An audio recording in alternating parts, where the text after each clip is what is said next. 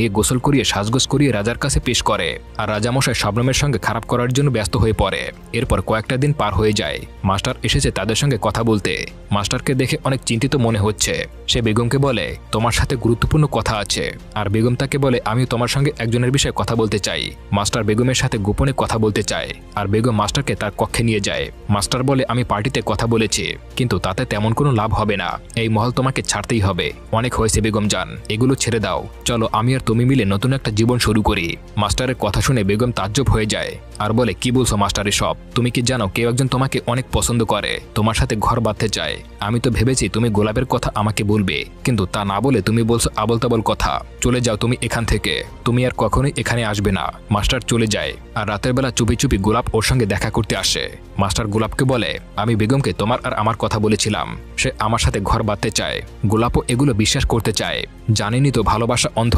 মাস্টারের কথায় মজে যায় গোলাপ, আর তারা একে অপরকে আলিঙ্গন করে। ইলিয়াস আর প্রসাদ একজন লোককে মহলে পাঠিয়েছিল মহল খালি করার বিষয়ে আবার বলতে।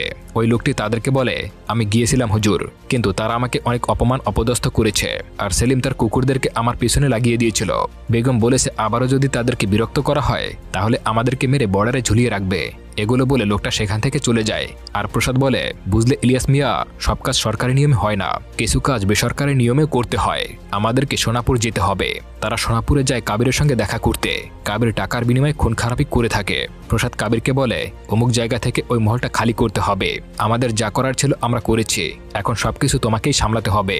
কাবির বলে, সামলাতে হবে মানে কি? মেরে ফেলতে হবে? কিভাবে মারবো, গুলি করে নাকি চাকু দিয়ে? প্রসাদ বলে, না না, এসবের কোনো প্রয়োজন নেই। ওই ভয়টাই দেখিয়ে যা করার করো, মহলটা খালি হলেই চলবে। সিন পরিবর্তন হয়ে দেখা যায় পতিতলার ভেতরে তারা সবাই খাওয়া দাওয়া করছে।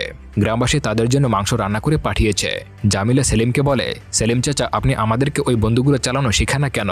ওগুলো তো ওখানেই পড়ে আছে। সেলিম বলে, বেগম জান যদি অর্ডার করে তাহলে বন্দুক চালানো শিখাতে পারি। এর মধ্যেই বেগম জানের কাছে একটা চিঠি আসে। বেগম চিঠিটা পড়ে দৌড়ে বাইরে চলে যায়। আর যাওয়ার সময় মাংসের পাত্রটা তার পায়ে লেগে সব মাটিতে পড়ে যায়। চিঠিটা পাঠিয়েছে কাবির। সেখানে লেখা ছিল, বেগম জান, তরকারিটা কেমন ছিল? সেলিমের কুকুরগুলো দেখে বুঝেছিলাম ওগুলোতে অনেক মাংস হবে। আর হ্যাঁ, মহলটা খালি করতেই হবে। দুইটা দেশ হতে চলেছে, স্যাক্রিফাইস তো করতেই হবে। এরপর সিন পরিবর্তন হয়ে যায়। রাজা এসেছে তাদের সঙ্গে দেখা করতে। রাজা বেগমকে বলে, সময় পাল্টে যাচ্ছে, সবকিছু পরিবর্তন হচ্ছে। আমি দিল্লি গিয়েছিলাম, কিন্তু তাতে তেমন কোনো লাভ হয়নি। কয়েক বছরের মধ্যে রাজাদের সমস্ত সম্পত্তি সরকারি দখলে চলে যাবে। রাজারা রাজা থাকবে না। তোমাকে সরকারি আদেশ মানতেই হবে। মহলটা ছেড়ে অন্য কোথাও চলে যাও। তোমাদেরকে সুরক্ষা দেওয়ার ক্ষমতা আর আমার নেই। বেগম তখন বলে, সব ক্ষমতাই এখন আপনার বাইরে, আপনি এখান থেকে চলে যান। আমি এই মহলেই থাকবো। আমি মরলে নিজের মহলে রানীর মতোই মরবো। রাজা দুঃখ ভারাক্রান্ত মন নিয়ে সেখান থেকে চলে যায়। আর বেগম জান তার লোকদের